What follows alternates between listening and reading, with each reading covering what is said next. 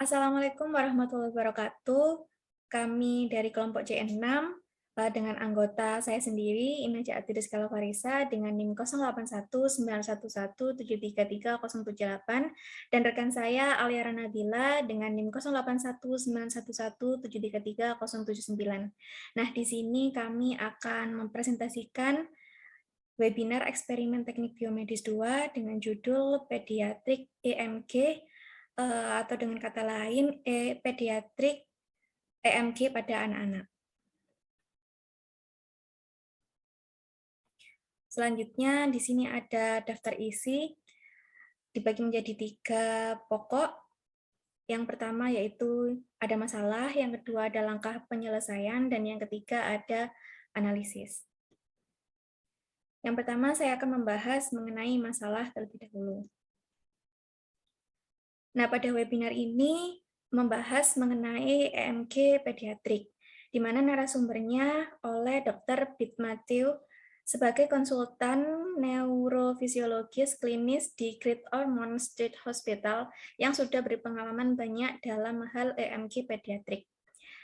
Pediatrik itu adalah cabang ilmu kedokteran yang berkonsentrasi pada pencegahan, diagnosis, pengobatan, dan penanganan seluruh jenis penyakit. Nah, di sini dikhususkan untuk bayi dan anak-anak. EMG pediatrik sama dengan EMG yang biasanya yang kita temui di rumah sakit atau di klinik. Namun EMG pediatrik ini bedanya itu khusus untuk pemeriksaan pada bayi dan anak-anak. EMG pediatrik adalah uji untuk memeriksa kondisi otot dan sel-sel syaraf yang mengontrolnya atau neuron motorik. Nah, tes atau uji ini dapat membantu mendeteksi adanya gangguan pada syaraf, otot, atau masalah dengan sinyal yang dikirimkan syaraf ke otot pada bayi dan anak-anak. Pemeriksaan elektromiografi atau EMG juga penting untuk mengevaluasi fungsi syaraf dan otot dengan cara merekam aktivitas listrik yang dihasilkan oleh otot rangka. Ini merupakan tes yang sangat penting digunakan untuk mendiagnosis kelainan otot dan syaraf. Dokter anak juga mendiagnosis beberapa kondisi berikut pada anak-anak, seperti cedera, infeksi, kondisi genetik, dan bawaan, kanker, dan penyakit organ dan disfungsi, dan lain-lainnya. Nah, pada webinar ini, sang narasumber, yaitu Dr. Pete Matthew, melakukan observasi untuk menanyakan kepada sekelompok orang yang mengikuti webinar mengenai pemeriksaan EMG pada saat usia dini. Di sini ada fitur Zoom, di mana webinar tersebut bisa mengeklik orang-orang tersebut akan pilih jawaban yang mana, di mana di sini jawabannya tidak pernah sebanyak 24-26%, pemeriksaan sebanyak kurang dari 10 bulan ada 59%, di antara 10 bulan sampai 30 bulan sebanyak 11%, dan lebih dari 30 bulan sebanyak 4%. Di mana ini menunjukkan pemeriksaan EMG pada usia dini atau EMG pediatrik pada sekelompok Zoom webinar ini masih kurang untuk mengetahui dan kurang tahu fungsi dan tujuan dari EMG pediatrik. Nah, permasalahan yang dibahas di sini kebanyakan sang elektromiografer ini melihat para orang tua yang kurang peduli terhadap pemeriksaan pediatrik atau EMG pada anak. Dikarenakan bisa hal-hal berikut. Yang pertama, orang tua masih kurang tahu tujuan dan fungsi dari EMG pediatrik. Yang kedua, orang tua khawatir jika anaknya melakukan pemeriksaan EMG. Bisa takut pada waktu pemeriksaannya, dan bisa takut pada hasil dari EMG-nya nanti. Dan yang ketiga, anak yang takut untuk diperiksa EMG pediatrik. Sehingga Dr. Pete Matthew di sini membuat webinar agar orang tua dan anak peduli dan mengurangi ketakutan dan kecemasan untuk diperiksa EMG pediatrik, dan sekaligus untuk memberikan informasi yang bermanfaat terkait EMG pediatrik. Selanjutnya yang kedua yaitu langkah penyelesaian. Pemeriksaan pediatrik sangat penting bagi bayi dan anak.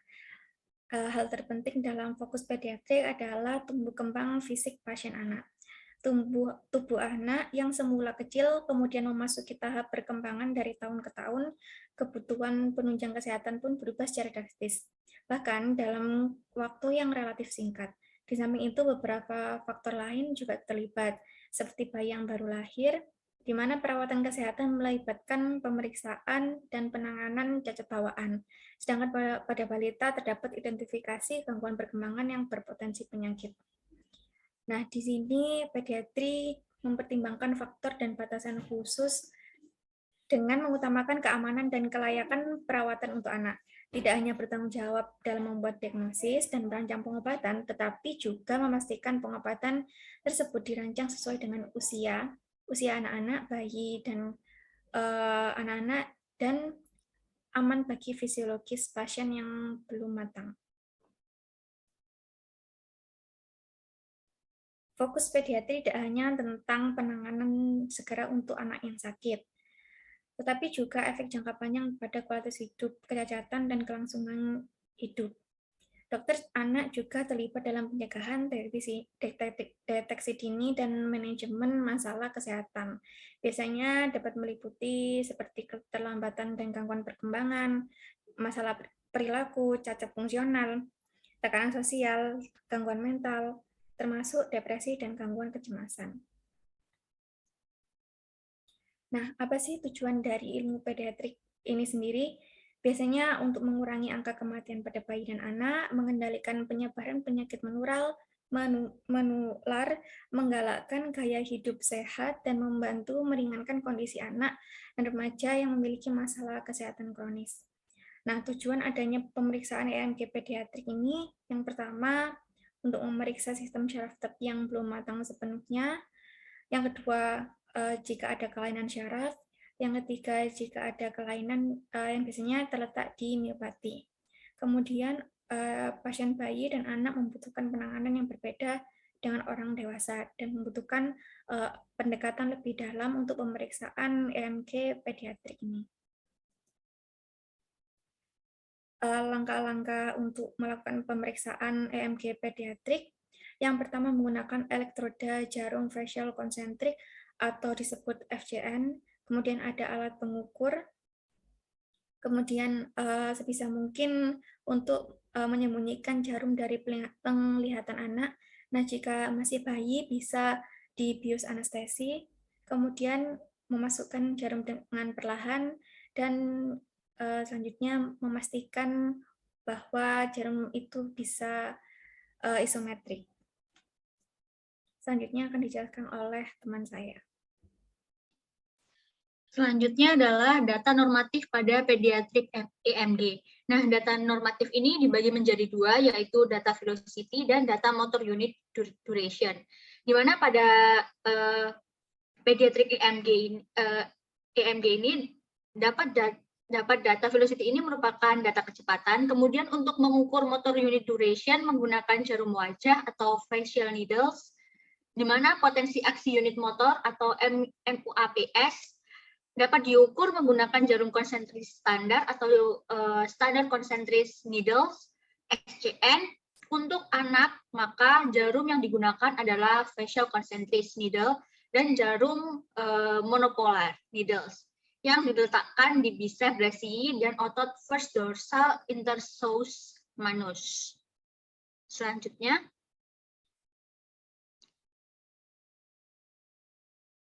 next.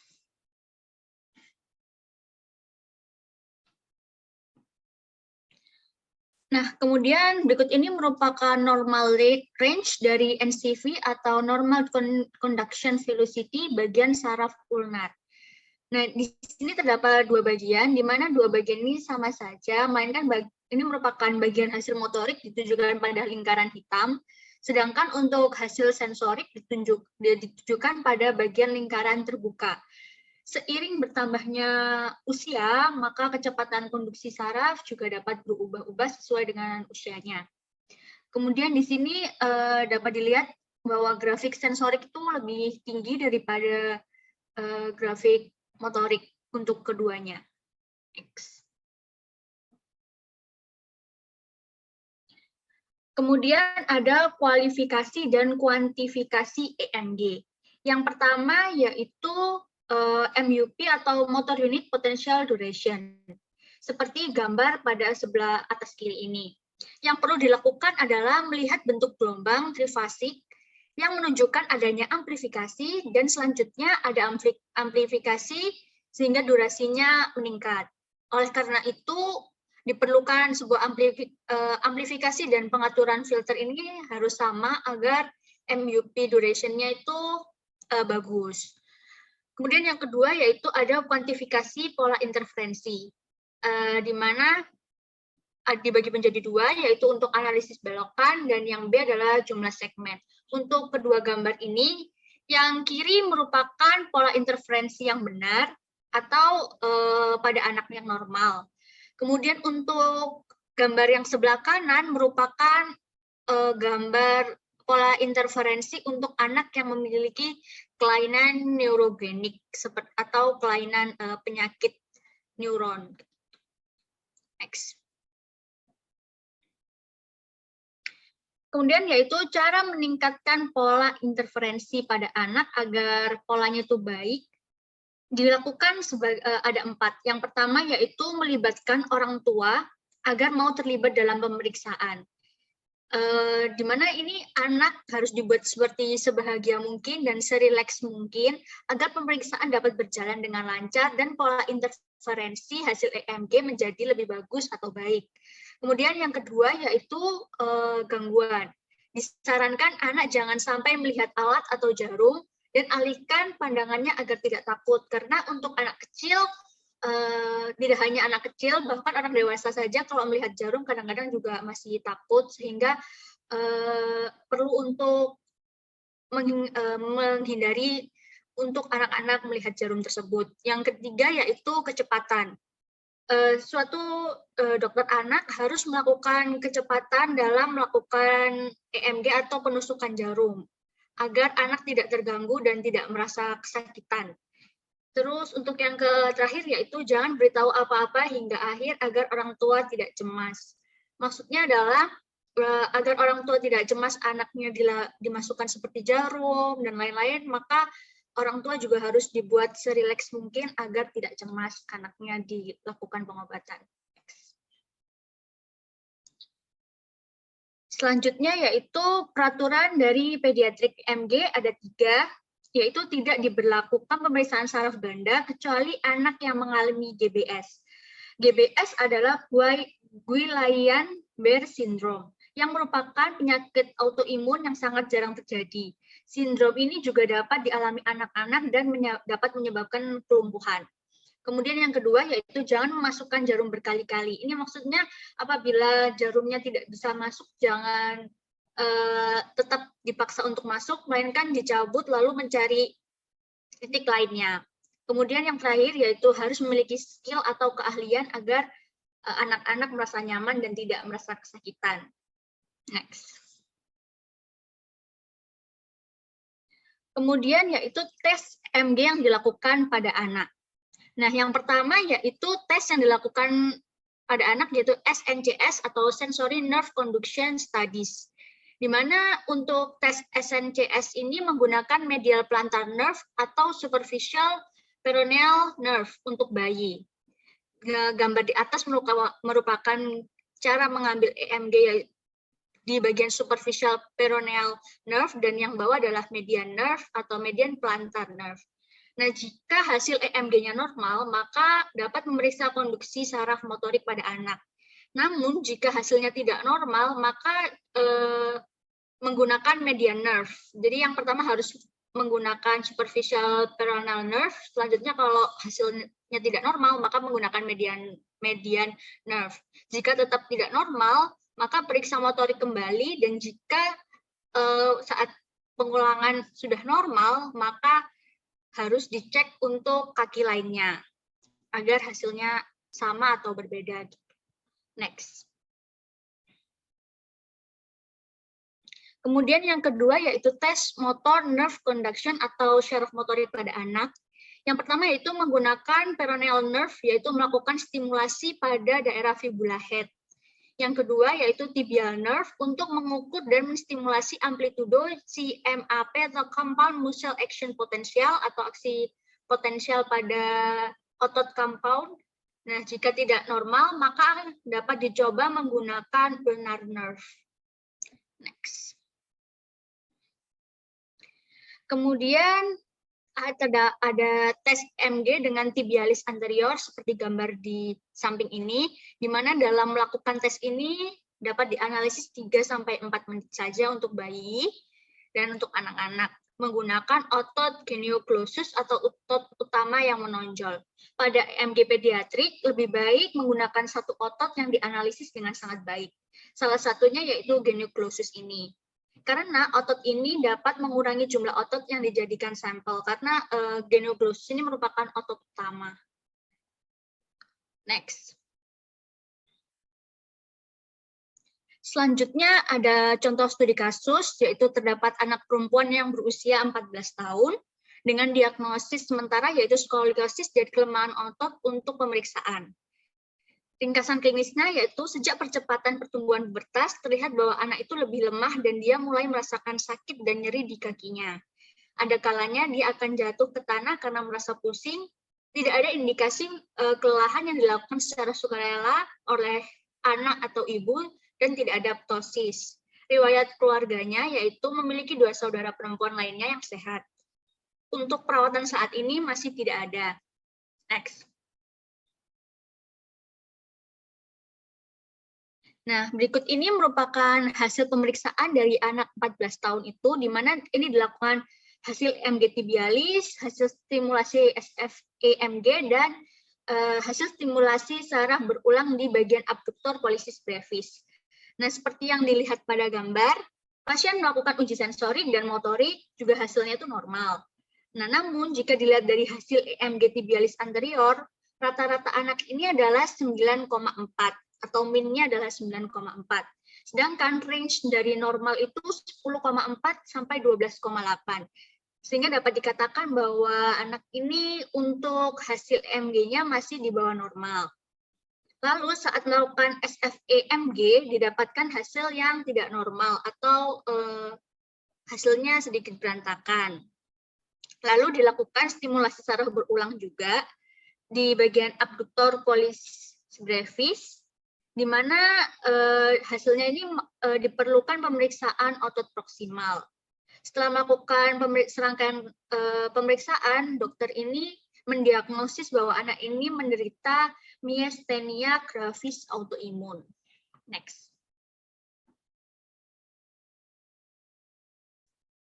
Nah, mengapa sih pediatric EMG atau EMG pada anak ini jarang dilakukan? Terdapat ada dua alasan. Yang pertama yaitu pemeriksaan terbatas yang minimal dapat terdiri dari satu syaraf sensorik, satu syaraf motorik, EMG dari satu otot saja. Tidak bisa semuanya langsung dicek gitu. Nah, biasanya itu diambil dari sisi kiri pada pasien anak-anak atau bayi. Kemudian yang kedua yaitu anak-anak ini bisa menjadi canggung apabila bertemu dengan dokter lalu seperti ditusuk dan lain-lainnya, nanti anak-anak akan merasa takut dan akan canggung untuk pergi ke dokter. Next. Kemudian peran pediatrik EMG ini ada 3, yaitu deteksi miopati, deteksi neuropati, dan neuromuscular junction. Kelainan miopati merupakan kelainan otot yang berupa lemah otot atau nyeri otot. Kemudian untuk neuropati adalah penyakit pada syaraf dengan gejala lemah, mati rasa, dan nyeri akibat kerusakan syaraf, di mana biasanya terjadi pada tangan dan juga kaki. Lalu untuk neuromuscular junction ini merupakan sinaps yang berkembang antara syaraf motorik dan syaraf otot. Kemudian yang keempat, next. Yang kemudian akan dijelaskan oleh teman saya. Selanjutnya yaitu ada analisis. Nah, fungsi EMG pediatrik sama dengan EMG biasanya, yaitu EMG untuk orang dewasa. Nah, yang membedakannya ini EMG pediatrik adalah EMG yang khusus untuk pasien bayi dan anak-anak. Fungsi keduanya pun sama, yaitu untuk membantu diagnosis berbagai gangguan otot dan sistem syaraf. Nah, uji ini dapat memberitahu apakah otot merespon dengan cara yang benar terhadap sinyal syaraf. Uji ini juga dapat membantu mendeteksi adanya gangguan pada syaraf, otot, atau masalah dengan sinyal yang dikirimkan syaraf ke otot. Nah, lalu apakah pemeriksaan keduanya berbeda? Tentunya terdapat perbedaan dari pemeriksaan EMG pediatrik pada bayi dan anak. Jika dibandingkan, ada beberapa perbedaan dengan EMG pada orang dewasa, yaitu yang pertama, jika EMG pediatrik masih diperlukan pendekatan untuk anak-anak agar anak-anak tidak takut, dan diperlukan pendampingan orang tua, dan EMG pediatrik pada bayi dan anak-anak juga memerlukan bius anestesi. Kemudian jika anak tersebut sudah dirasa tidak takut dengan jarum dan tidak perlu melakukan bius anestesi, namun anak itu juga tidaknya dijauhkan dari penglihatan anak tersebut agar tidak merasa panik jika jarum tersebut dimasukkan ke dalam kulitnya. Kemudian, jika pada orang dewasa menggunakan median motor nerve pada pergelangan tangan hingga abduktor pollicis brevis, maka pada anak-anak relatif bermacam-macam, dan kebanyakan pada kaki, peroneal nerve, tibial nerve, dan medial plantar nerve atau superficial peroneal nerve. Terima kasih. Presentasi dari kami, kurang lebihnya mohon maaf. Wassalamualaikum warahmatullahi wabarakatuh. Berikut ini adalah bukti bahwa kami telah mendengarkan webinar mengenai pediatrik EMG yang diselenggarakan oleh Natus Neuro.